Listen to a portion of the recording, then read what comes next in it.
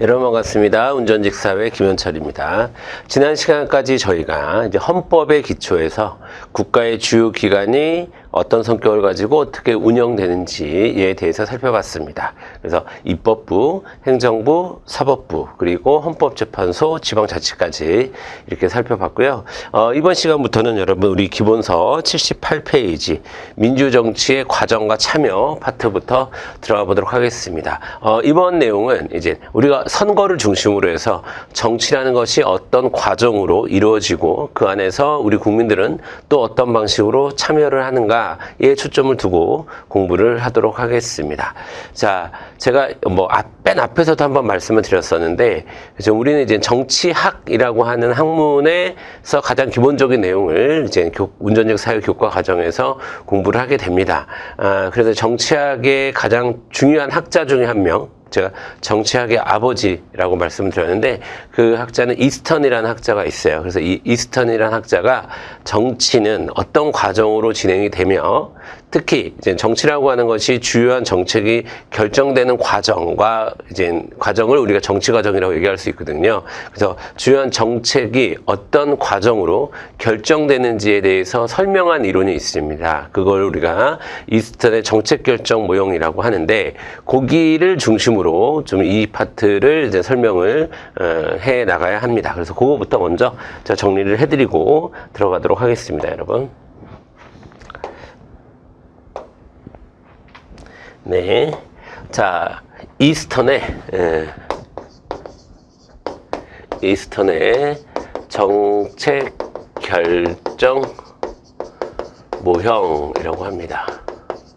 자, 일단 이 정책의 결정 과정에 참여하는 주요한 플레이어가 두 가지가 있습니다. 하나는 우리가 공식적 정책 결정 참여자, 제가 줄여서 공식적 참여자라고 쓸게요.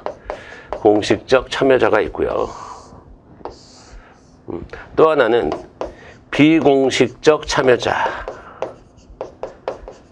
있습니다. 자, 먼저요, 여러분, 공식적 참여자의 경우는, 자, 우리가 앞에서 배웠던, 그 조직들을 생각하시면 돼요. 입법부, 행정부, 사법부, 이런 것. 그래서 대표적으로 입법부, 행정부, 사법부. 그러니까 공식적 정책결정 참여자는 너희들이 정책을 결정해 라고 해서 국민들 대다수가 권한을 부여한 그런 조직을 우리가 공식적 참여자다 이렇게 표현합니다. 아시겠죠? 자, 하지만 국민들이 직접 어떤 권한을 준 건 아니에요. 근데 자기들끼리 모여서 어떤 정치에 참여하려고 하는, 혹은 모이든 모이지 않든, 개인도 가능하겠죠? 그래서 비공식적 참여자는 일단 요즘 같은 세상에는 개인도 있겠죠, 개인. 자, 그 다음에 이제 중요한 게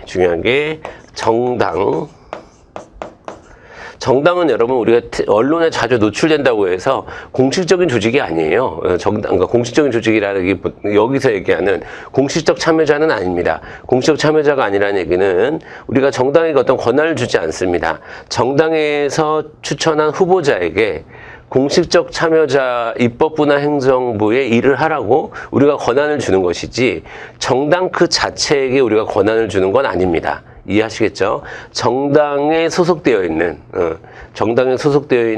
정당에서 공천한 후보자가 공식적 정책결정 참여자로서 선거라는 걸 통해서 가는 것이지 정당 그 자체에 이제 권한을 준 건 아니다. 그래서 정당은 누구나 만들 수 있습니다. 누구나 만들 수 있고 정치적 견해를 같이 한다면 얼마든지 자발적으로 구성하고 참여할 수 있는 겁니다. 정당, 그 다음에 이익집단, 그 다음에 시민단체,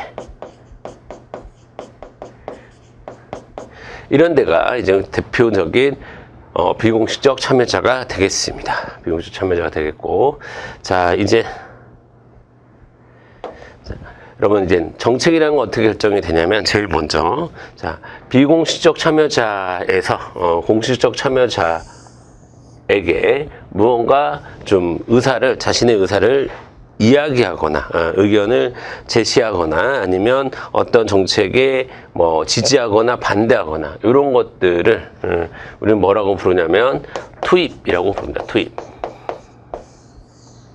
투입이라고 불러요. 투입은